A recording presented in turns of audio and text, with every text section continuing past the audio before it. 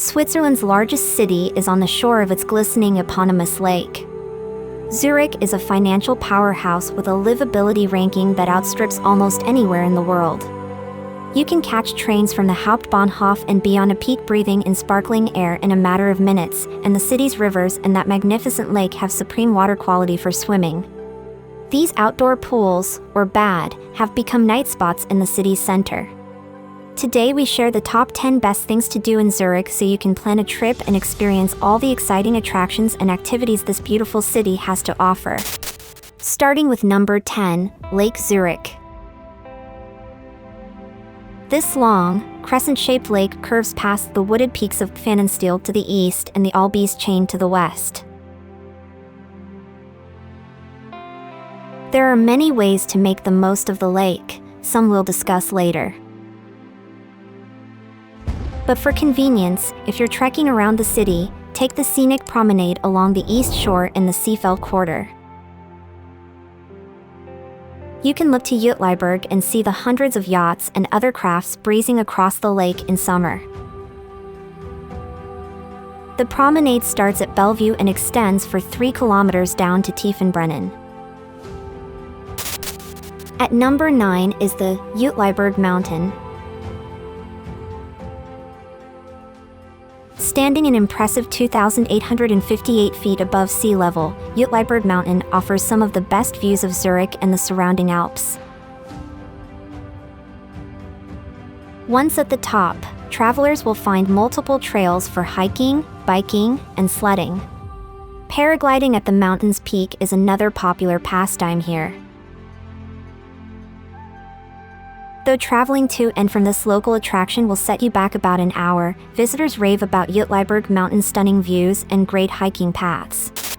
At number 8, Altstadt.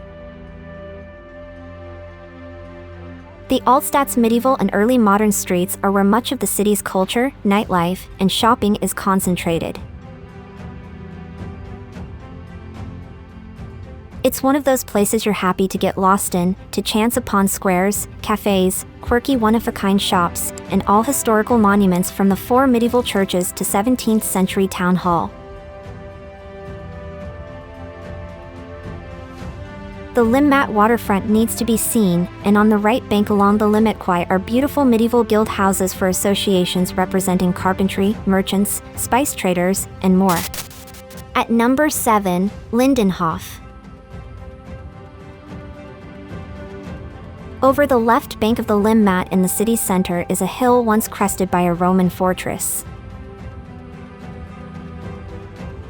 This elevated spot, shaded by lime trees, affords an unbroken view of Zurich's oldest quarters on the right bank, allowing you to pick out landmarks on the skyline like City Hall, the Grossmunster Church, the university, and the waterfront on the Limmat. The Lindenhof is a serene place now but has had a busy history. Long after the days of the Roman fort, Charlemagne's grandson Louis the German built his palace here in the 9th century.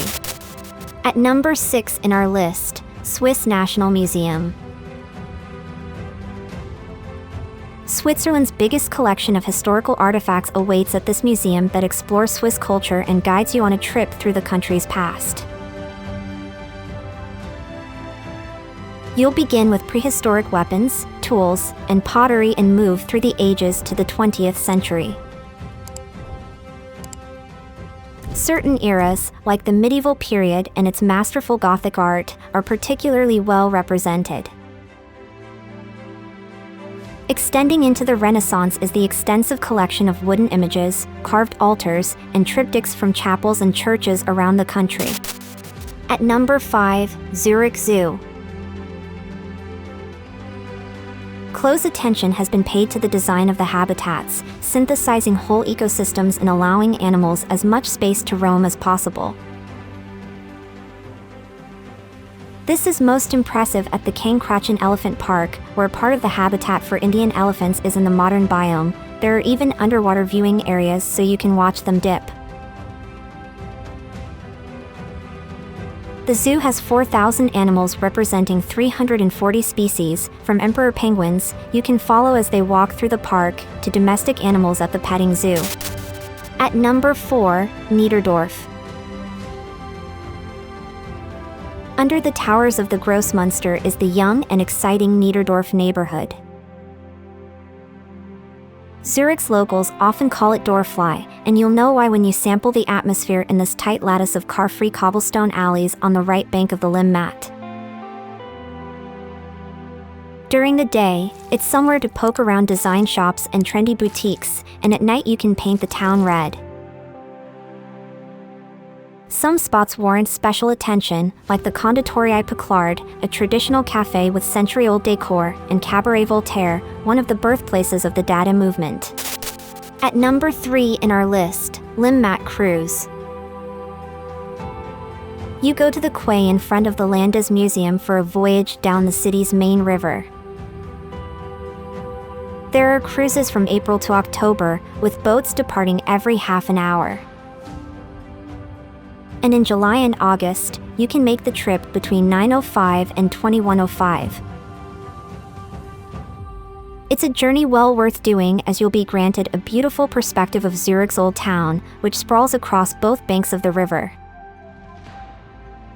The boats have been designed to pass under all 7 of the city's bridges on the Limmat and will show you sites like Grossmunster and Fraumunster in a different light.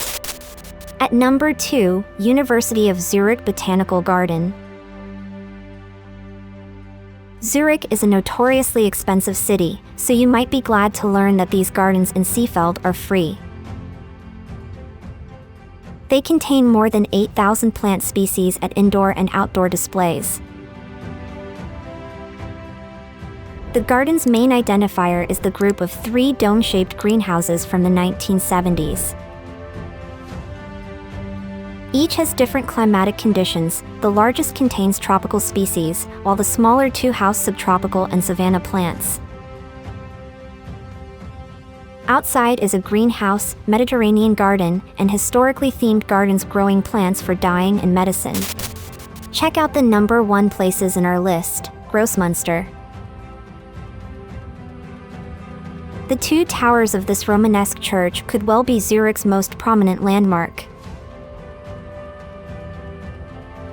The Grossmunster, originally a monastic church, was begun at the start of the 12th century and was finished just over a century later. The crypt, the oldest part of the church, is also original and has faded frescoes by Hans Leu, the Elder, from the 1400s. In the 16th century, Grossmunster was ground zero for the Reformation in Switzerland, initiated by Huldrych Zwingli, and the church broke from the papacy in 1523. There's a museum about these events at the church. Now it's time to hear from you. What's your favorite things to do in Zurich?